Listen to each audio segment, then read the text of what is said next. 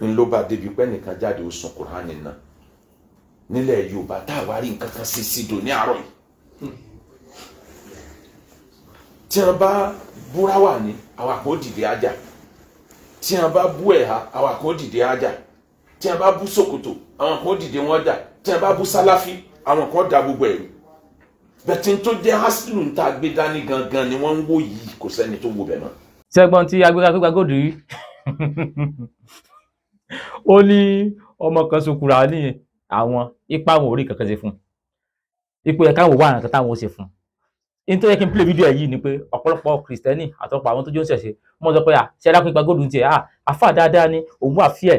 oníbẹ̀rù Allah ó yàtọ̀ sí gbogbo àwọn àfà yòókù ṣẹ́gbẹ́ yẹn kẹ́nà gbogbo wọn ẹranko lórí ẹranko ni èyí ni ó mọ̀ jẹ́ kẹ́ ẹ mọ̀ pé ibi tí mùsùlùmí bá tí ní majority tí wọ́n bá tí ní bí 70-80% irú wà tí wọ́n mọ̀ wù l'AkeugbaGoldi ń wù ẹjọ́ irú AkeugbaGoldi tó ní ẹnìkan sùkúrà ní ẹ̀wọ̀n orí nǹkan ṣe fún dájúdájú sẹ́yìn kó tó náà bá rí èèyàn kìíní èèyàn mẹ́ta tó wá rí support ẹ̀ sẹ́yìn kó gan ni ó lead squad yẹn tí AkeugbaGoldi yìí bá wà ní north sẹ́yìn kó mẹ́mọ́kẹ́ onídìí squad àwọn tí lọ padì búra wọ́n jọ padì èyí ṣe àfihàn bí yẹ́ẹ̀sì ń ṣe jẹ́ ẹ̀kọ́ tó máa fẹ́ kẹ́ mú jáde ní ọ̀rọ̀ gangan rẹ̀ ẹ̀kọ́ yẹn ni wípé ó ṣe jẹ́ wípé ẹ̀yin lẹ́yìn mọ́ protect ẹ̀sìn yín fún Allah tó lẹ́sìn fún rẹ̀ ẹ mọ́ ní Allah subhanahu wa ta'ala olólẹ́sìn òun náà ni ó sì protect ẹ̀sìn ẹ̀ kí ló tẹ́ pé ẹ̀yin fi ìdájọ́ ti yín lẹ̀ fún Allah subhanahu wa ta'ala yín kó dájọ́ ṣùgbọ́n ẹ̀yin lẹ mọ́ protect ẹ̀sìn ẹ̀yin lẹ mọ́ cover ẹ̀sìn ẹ mọ́ ṣe ẹ̀sìn bí ẹni pé ogún bíi tiyín ni ọmọ tó sun Kùránì mọ́ gbọ́ AkeugbaGoldi wọ́n ló mọ́ lọ lọ́pọlọ àsọpọlọ ẹ yòrò ní wọ́n ti ní mọ́ bébù mọ́ bínú pọ́ mi lọ́pọlọ yòrò ibi lọ́rí ò ti pé ni ṣe bí wọ́n kàwé àbí AkeugbaGoldi tí wọ́n sọ̀rọ̀ technology kan níyìn ni tí wọ́n ní sórí sáyẹ́ǹsì nínú ẹ̀rẹ́ bá kíní kan bẹ́ẹ̀ bá dénú adìẹ gbò sáyẹ́ǹsì tán lò káyà bá yín náà ó lò aṣọ òun tó kọ́ nìyí ni ó dáa kó AkeugbaGoldi yìí lọ akéwòjẹlẹ́dẹ̀ àbí kẹ́pẹ́ lákéwòjẹlẹ́dẹ̀ ó bá jẹ́ náà yà ọpọlọ AkeugbaGoldi yìí lọ.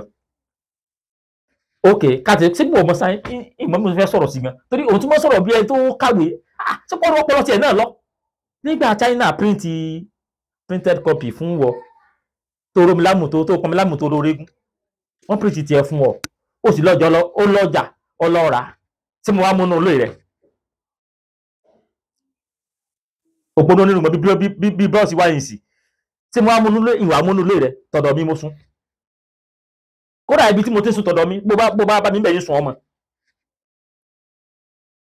àbí lùbọ̀bẹ́ lórí àbí forígbàkó tọ̀dọ̀ mi aláàkọ́ ló rà fún mi o àbálà àti yàrá àti ẹ ló wà lórí àfẹ́mi kí wá ní Kùránì ti yí ń bẹ̀ torí kò ti ọ̀rọ̀ yín ò yé mi pé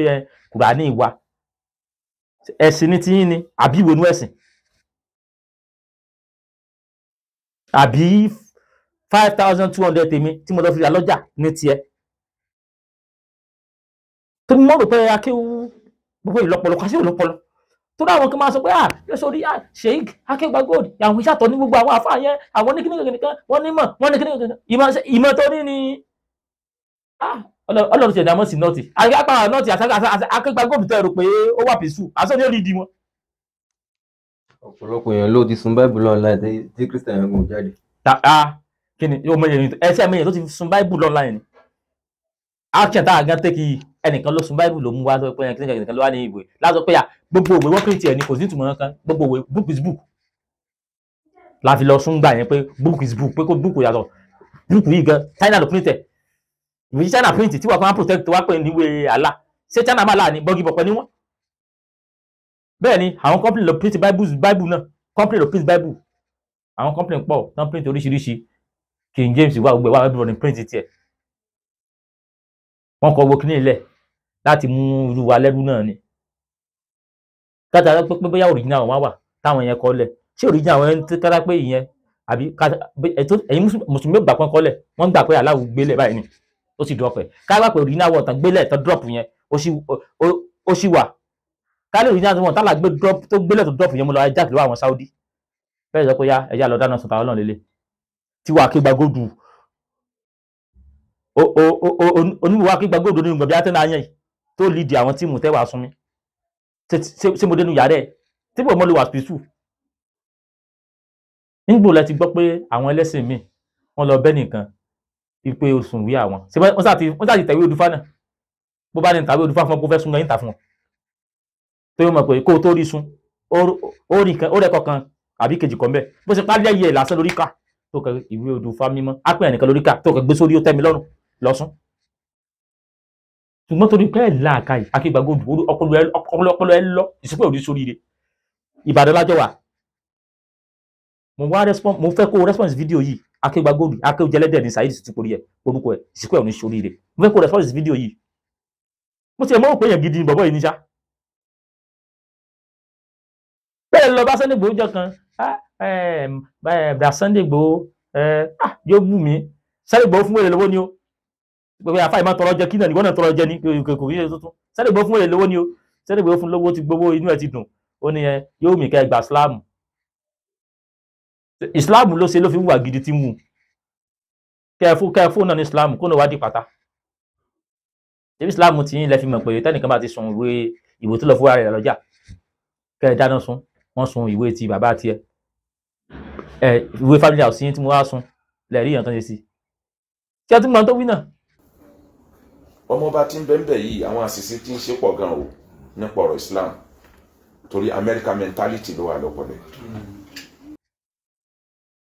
why tó yẹ pé Yorùbá AkeugbaGoldi ó dóbo wà disappointed ìpọpọlọ ẹ ló lọ tó báyìí why tí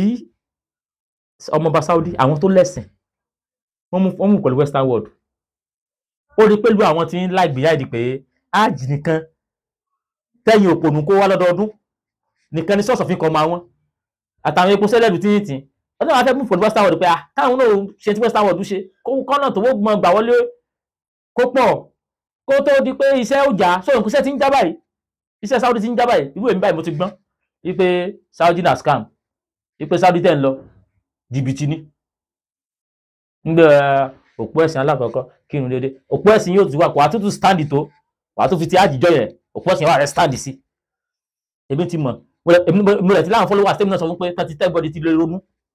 torí wọ́n ti pé tàti lè mọ̀ pé Saudi lọ scam ni tẹ́kùn máa ní kó ń wá ní Saudi ní 200 naira wọn ò ní lọ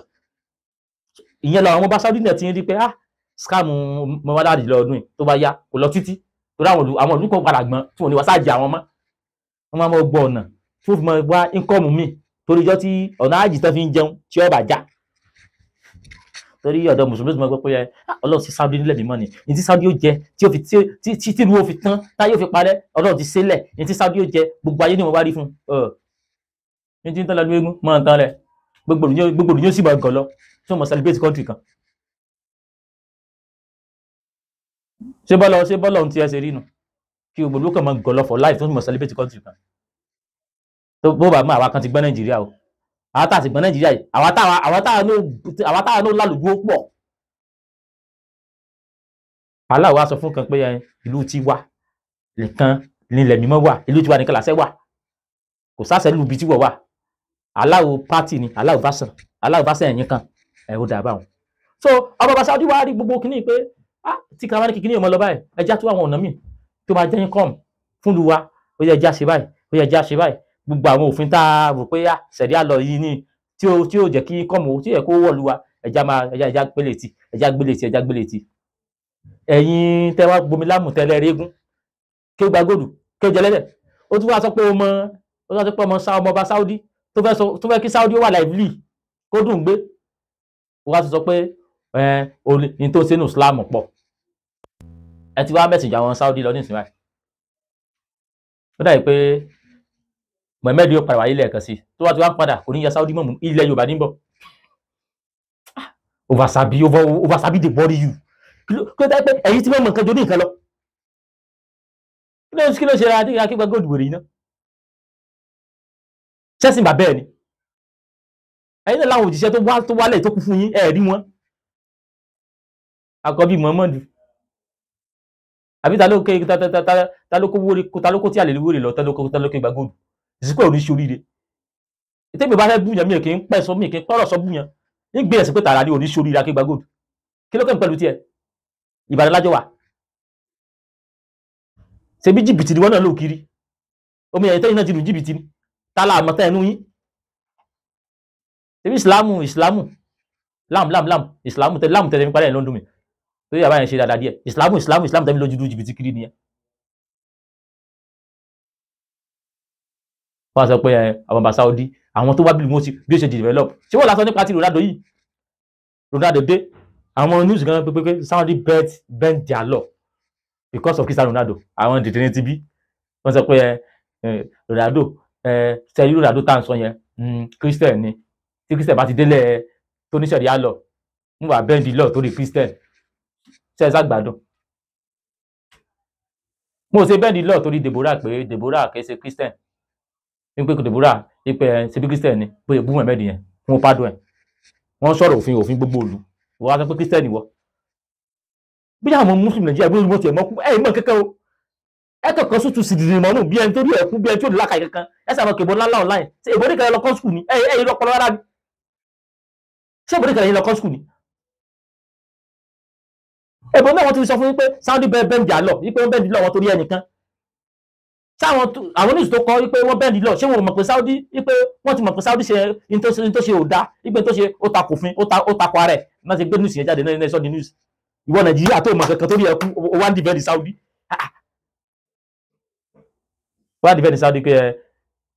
bí yóò bá bọ̀ kémi sọ fún ọ torí ìgbọ́rọ̀ yẹn àfa yìí náà bẹ́ẹ̀ kèbó náà ló dún online ẹ̀kọ́ tì ìkẹ́kọ̀ọ́ ìbò online ẹnìkan ló sẹ̀tún lọ kọ̀rẹ́ tiẹ̀ pé ó fẹ́ bú yẹn òtún mẹ́bùn tán lè fi bú yẹn kọ tó bá máa jẹ́mi sọ fún ọ ilẹ̀ Saudi ó láwọn ọ̀ràn kan tó ti wọ́n bẹ̀ táwọn náà fẹ́ tún tò ní Saudi ṣẹ̀ríà law ni wọ́n lò ń bẹ̀ ní Saudi dẹ́ni láti jọ tí wọ́n ti pé Saudi tán ti dá ilẹ̀ Saudi ò gba Kristẹni láyè kó wá sílùú àwọn tó bá fẹ́ lọ sí ilẹ̀ Saudi were these guys as Christian ó mọ̀ jókòó Kristẹni everything ó di just as Muslim ó mọ̀ jókòó Mùsùlùmí gbogbo Kristẹni tó lè fi wọ Saudi Muslim Kristẹni sì ni ó lè fi Kristẹni wọ Saudi bọ́n ṣe láti gbà yẹn nìyẹn Saudi ò gbà kẹ́ ẹ kọ́ ṣọ́ọ̀ṣì sílùú àwọn lọ bèrè gbogbo Saudi Arabia as a country ó lè kọ́ ṣọ́ọ̀ṣì síbẹ̀ mo gbà fún kọ́sọ̀ ìsílù àwọn lọ́bìrì wọ́n ti gbà pé this is Muslim environment wọ́n tó wá fi wá Saudi orílẹ̀-èdè mùsùlùmí tó wá jẹ́ mùsùlùmí tó wá dọ́gbọ́n wá ó mọ tẹ̀lé òfin mùsùlùmí tí wọ́n gbé kalẹ̀ ń bẹ̀ tó bá ti tẹ̀lé wọn ò pè ẹ́ ìyá nítorí Muslim environment ni ọmọ Nàìjíríà tó kó omi tó jẹ́ Christian tó lọ kọ́ mọ́ra wọn tó lọ sí Saudi so lè débẹ̀ kó wá lọ́mọ múra as Christian kó mọ̀ borí ẹ̀ kó lọ́mọ wọ́jì ní ìgboro Saudi bí àwọn ìbí apá ìdànù wọn ò sì sọ pé Christian ni wọn fi lẹ̀kùn mọ́wọ́jì àbí kí n gbé Guinness kí n wá lọ kí n dé Saudi kí n wá ra Guinness kí wọ́n wá bí tọ́sí kí wọ́n wá Guinness by all means kí n wá gbé kí wọ́n máa mú nígboro Saudi oníṣẹ̀ṣe ni kì í ṣe Muslim Saudi ò fi ilẹ̀ sẹ́yìn tí ròyìn yóò ronú ni ẹ mọ̀ dìbẹ́ndẹ̀ fún Saudi sẹ́yìn lẹ́lẹ̀ sí ní àbí Saudi àkọ́bí Muhammad agbègbè ìyànà bíi tí ń sá ti bàjẹ́ ẹ ronú kankan kí wọ́n sọ láì mọ̀ ṣe ìbò gbàlagbàlà èmi ò tún wọ súùtù ní tó mọ́ dùn mí jù nìyẹn ẹ lẹ̀ ní masters ẹ lẹ̀ ní doctor ẹ lẹ̀ ní kíní gbẹ ẹ mọ̀ ní PhD tètè kan yóò àdúwájú yín yóò àmọ́ parọ́ fún yín pé sọrí báyìí Muhammadu wí ẹ̀sìn lè question ẹ àmọ́ sọ̀rọ̀ prophet bí ẹni táyé pé prophet yẹn gan gbà tó wá kórìíra gbogbo ẹlẹ́sìn mi AkeugbaGoldi ó dùn mí fún ọ ojú gbà mí tì fún ọ Akeugba kíní gbà.